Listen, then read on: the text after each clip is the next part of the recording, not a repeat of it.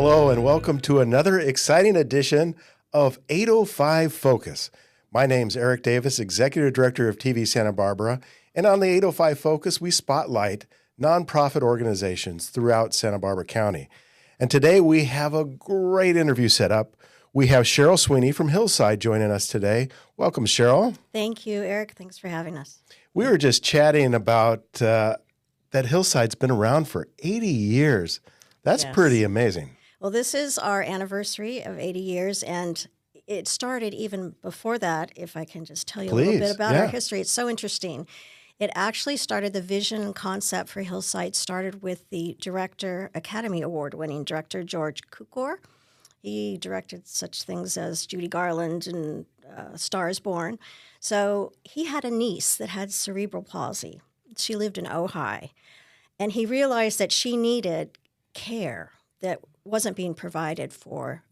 So he brought a nurse over from England and connected with a teacher here, Joan Flanders, that was local, and together formed a treatment plan for his niece, and she thrived.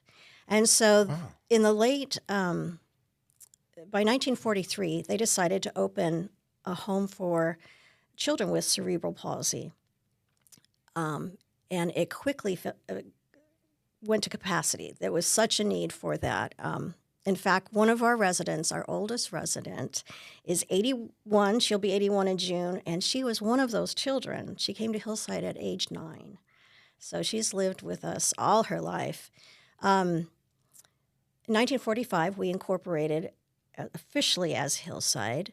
And then in 1955, we opened the residence that's now in Hidden Valley off Veronica Springs. Before we were on Terre, a small house on Terre. So once we incorporated as a nonprofit, we had and then built our Hillside facility. The community was very generous in supporting us, realizing there was such a need. Then came along in 1970, I think it's 77, when they passed the California state law with the Lantermans Act, which mandated that we take care, the communities, California take care of its disabled with support services.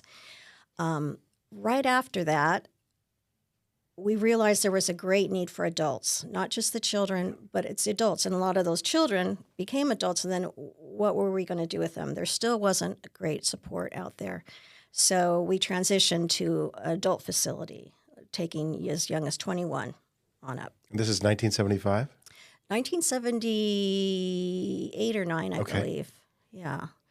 And then it wasn't until 1990 or 1999 that the ADA, the American Disabilities Act, was passed. And that has changed our focus a little, but I'm getting ahead of myself. So the ADA compliance law gets passed. How does that change what Hillside was doing then? Well, the federal government sent a mandate out that not only could people living with disabilities not be discriminated against, but they also had an integration mandate saying that no longer, as people always had, kind of put them in facilities away from the general public. And we happen to be located in Hidden Valley, which that's kind of what they did with their family members who were disabled. They kind of hid them away. And the government realized that this is not what we should be doing. We're not taking care of them.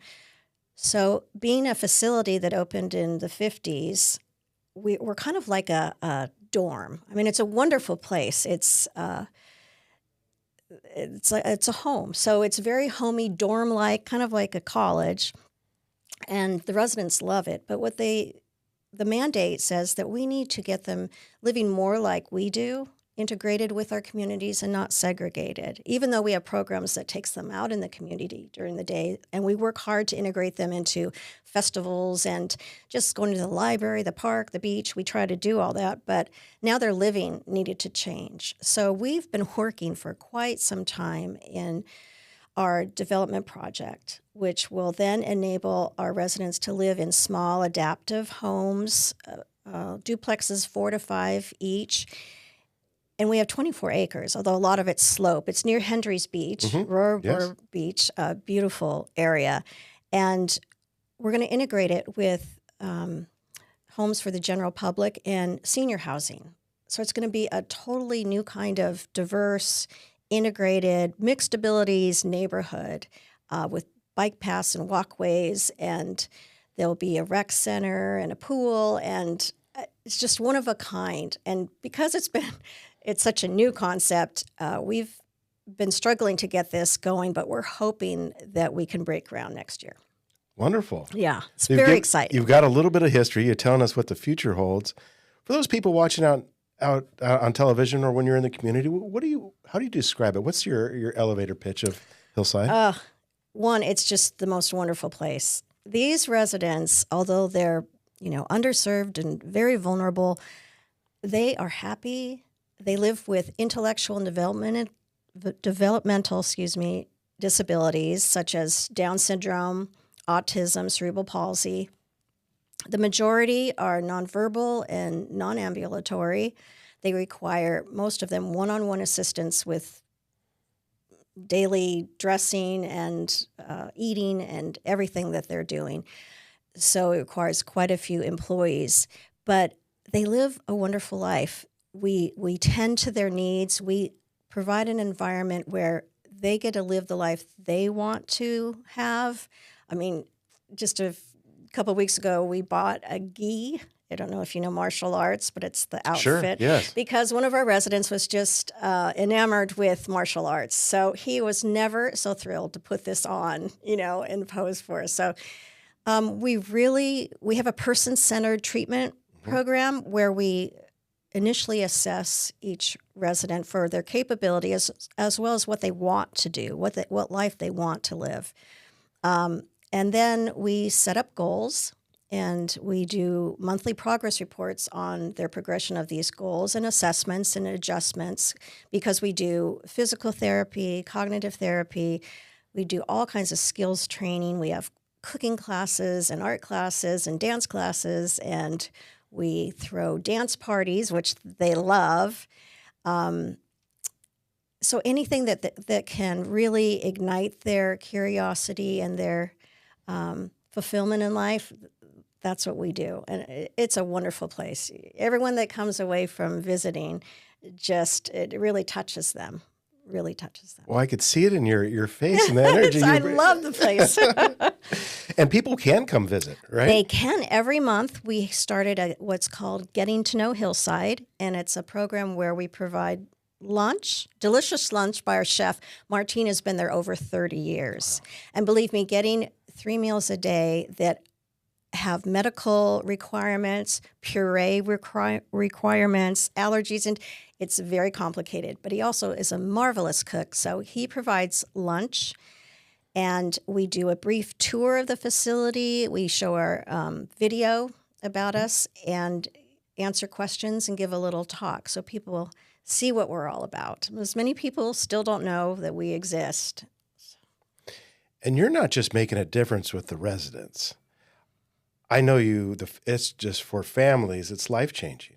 It Can is. you just talk about that a little? Sure. That's what we say. We're not just providing a home for the residents, but we're providing support for the family, because people that have children with special needs or disabled, their biggest fear is, what happens when I'm no longer here? Or what happens if I can no longer provide all the support they need as they age? And when they find Hillside, there's such a sense of relief because we take such good care of them, and they see that they're happy. There's a family that has a son in our facility, and they have talked publicly about how JP finding Hillside hasn't just been wonderful for him, and they've seen him develop more. We try to work in lowering their barriers that they have because of their disabilities and making them as most independent as they can, because that provides autonomy and happiness. And so they've seen him thrive, But it has helped their family so much because they struggled to keep him at home, and it was hurting their marriage, hurting their relationship with their other child. And they just have thrived as well. It's really made a huge difference to them. And you were telling me before we started this interview that people come from all over the United States or apply or express interest. Well, the regional centers, we get our referrals from Tri-County Regional Center, and they are the ones that do initial assessments of people with disabilities. And so we get most of our referrals from them, but there have been people that have come across the country because they haven't found anything quite as unique as Hillside. It's hard to describe how special it is. I want to give one brief story, please, about our program. Our previous program director, Madison Rowe, my office at that time was in the back, and we have expansive fields, and 24 acres is quite wide. And our residents aren't locked in. They can wander and walk while we keep an eye on them. But there's one resident that loves to escape. And though it's got a very sad component, is that she's always wanting her mother. And so she goes looking for her sometimes. And I caught her out of my window, and I called up front saying, I see a resident wandering in the field. And so the program director came right out and, told her to stop. And our resident then proceeded to just sit on the ground and start crying. And I watched this from inside my office, and I saw our program director just sit down next to her and put her arms around her and just hold her while she cried and just comfort her. And they sat there together, no rush, no hurry to get her back in for, like 20 minutes. It's going to make me tear up. But it's just such an expression of love and caretaking. And that's what we provide, this empathetic caretaking at Hillside that we're so proud of. Wow. What a story. How could people support you? Many ways. We have a large budget because we're a huge facility in terms of employees. We have approximately 70 employees, and we provide 24-hour medical care. Some of our residents have additional medical needs beyond just their disability. And a lot of this is not covered by Medi-Cal, which, all our residents live under the poverty level, far below it. And they depend on Medi-Cal, but our reimbursement for their care just covers the minimum. It doesn't even cover their beds. All this stuff, all the adaptive equipment, specialty medical care, dental care, we have to raise money ourselves. And so we need to raise over $900,000 a year to keep us going. Wow. And to keep being able to take care of our residents in the way that we want to, which enhances their lives and helps them to thrive. So you can go on our website. It's hillsidesb for Santa Barbara.org. You can donate there easily. We have monthly donation programs. We have a one-time donation. You could sponsor one of our upcoming events. It's all online. We really depend on foundations and individual donors to keep us going. HillsideSB.org, and you're a 501c3 nonprofit organization, so any donations are tax deductible. Completely. And then you have events and fundraisers and we have great yearly events and a yearly gala that is very fun and usually held at the Santa Barbara Club. And so there's many events you could get that's on the website you can come to. We also participate in Solstice Parade, so watch out for us. Yes. Yeah, great. The residents love it. I bet. And they on the Fiesta Parade, we come in and watch. And Great. Imaginary, we have our own square. You do? We do. And so we really love to be involved in the community, and the residents get such a kick out of it. I didn't know that. That's so wonderful. If you see one of our residents out, please come up to them and wave or say hello. There's always been a little fear or hesitation with people with disabilities, but they just love people, and they love to be loved. So that's why it's such a wonderful place to work at. Yeah, well, this community is so filled with love, too. It is. And so many great events to take in, especially this spring, summertime. Oh, yes. You know, it's a hoot. How many residents do you have? We can have up to 59 as we're licensed as an intermediate care facility. So that's the cutoff. And we usually are at full capacity. COVID hit us hard. Oh, I bet. It was a very difficult time. So we're still trying to catch up to our full capacity. I think we might have 56 at the current time, but always interviewing and preparing for another resident to join. And it's about equal men and women. And this seems like a calling for you. You were saying that you have a background as a trial lawyer. I used to be a trial attorney, yes, and a very adversarial career. I tried to do it helping people, but still, it was a rough one. And I just always had a love for nonprofits. So when I was able to, I switched my career working for nonprofits. And it's the same thing. You're advocating either for a client or, in this case, for our residents. And I love advocating for them. There's nobody more deserving in the world. And they say the strength of a community is defined by how we take care of those least among us. And Santa Barbara is a strong community for that, and we're very grateful to be here. What are some of the challenges you face current day and kind of moving forward that the community could maybe help with? Or well, meeting the needs of our residents is the biggest challenge, especially when things like our generator blew. So we needed a new generator. Goodness. So we had to scramble quickly, but luckily we piecemealed together some grants from foundations and individual donations, and we were able to get a new generator. And then the sling that transports the non-ambulatory residents into the shower and the toilet in the men's bathroom ceased working. So we had to quickly raise money for that, and so it's a constant catch-up, constant work to keep up with what they need. I bet. And as Chief Development Officer, you're at the front of that fundraising. Yes, but I love it. It's easy for me to ask for money when it's for someone so deserving, someplace that's such a wonderful asset to our community. Well, thank you for all you do, and what a great story. What is the next future? What does the future hold? What are you excited about, I guess, for the next few years? Well, we're excited about our development project, that's just really going to change life for our residents. Although there's some residents we're concerned about because they've been living in a room it's 4 people to a room. They've been living with these people for years and years. It's like having brothers and sisters. And it's like a family. So we're going to have to be very careful when we move them into the smaller adaptive homes that they don't lose any sense of safety or love in that respect.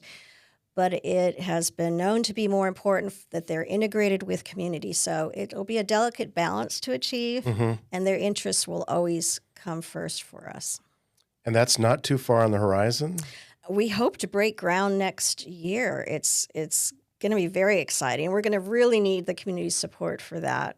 But we've had people out on our land, and we've already cut some trees down, making room.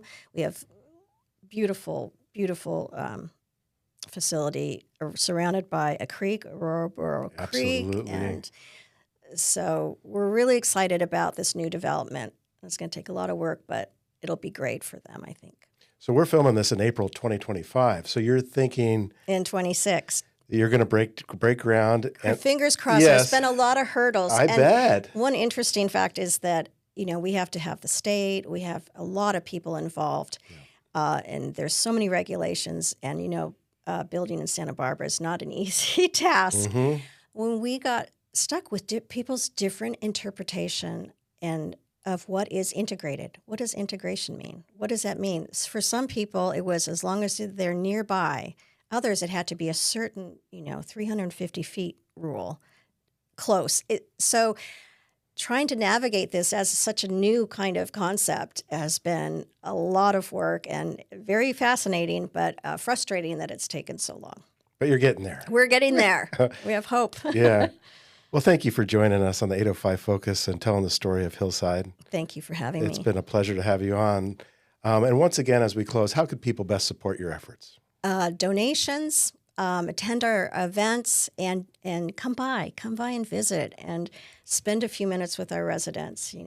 Give them a little love. So go check out Hillside. I'm Eric Davis. You've been watching another episode of the 805 Focus.